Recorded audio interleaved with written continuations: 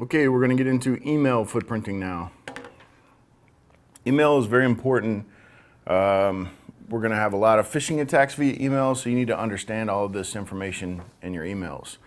So this first part, you have the address from which the message was sent. And then over on the right there, you have the sender's IP address, you have the sender's mail server, you have the date and time from the originator's email server, you have the authentication systems used by the sender's mail server, then you have the date and the time the message was sent, and then you have a unique number assigned by the google.com to identify the message, and then you have the sender's full name. So actually all of this information can be spoofed except for the stuff that your mail server connects. Anything that's legit where it touches it will add its own real timestamp. But all of the upper information can be spoofed or faked, okay? So just be aware of that. Email tracking tools, also related to this, the sender's mail server, the sender's reply to address, those kind of things, if they're going to expect to receive an answer from you, some of that or all of that needs to be real, right? So there will be a lot of fake data in here, and then all of a sudden you have one real thing like the reply to. So just keep that in mind. You need to look at a lot of spoofed emails versus a lot of legit emails to understand the difference. You can quickly discern between the two with a little experience. Email tracking tools. So here's a couple what they look like, and here's a list of them. Guessware, Contact Monkey, Zendo, Point of Mail, Who Read Me.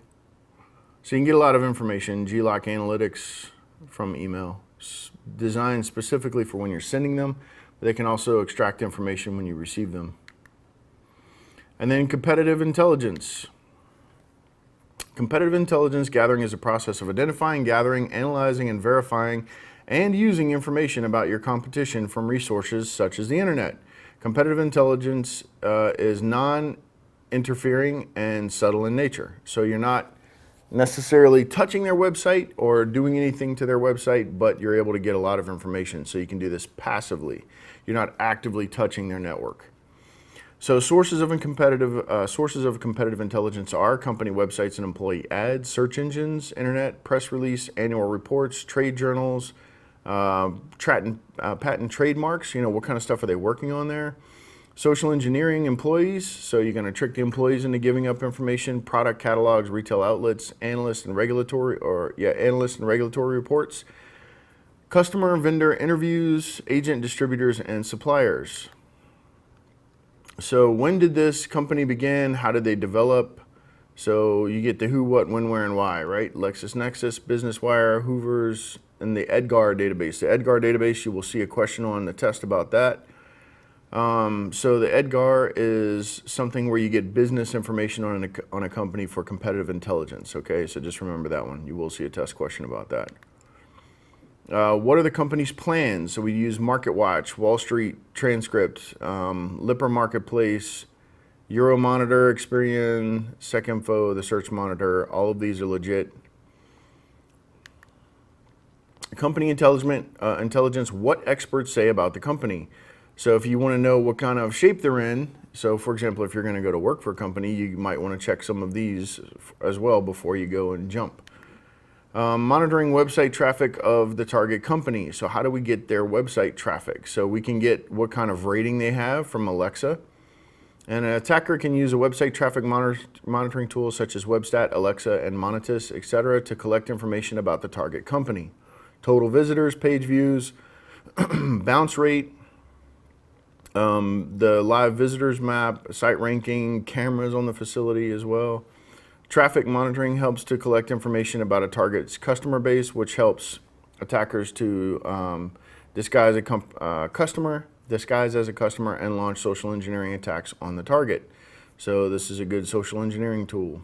And again, this is a passive thing where you can't know that it's happening in advance. Target tracking, reputation of the target. So Alexa is a very good tool for that, for about web reputation, right? What kind of reputation do they have? So the online reputation management, or ORM, is a process of monitoring a company's reputation on the internet and taking certain measures to minimize the negative search results, reviews, etc., and thereby improve its brand reputation. This is very important on the internet today. Here's a couple of tools listed for the ORM. The footprinting methodology. Who is footprinting? So we're going to dive into whoising now. A whois lookup. This is very important. It tells you when the domain expires, can you transfer it, all kinds of stuff you can get here. This is very good information for a pen test.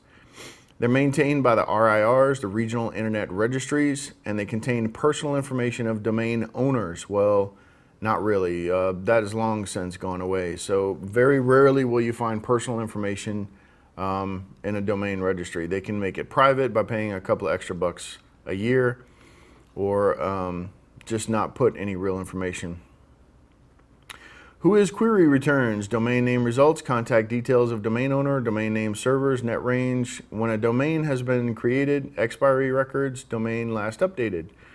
So this is important information. When a domain was created, do we trust it automatically if it's new? No. If it's been registered in the last 6 months, do we trust it? No.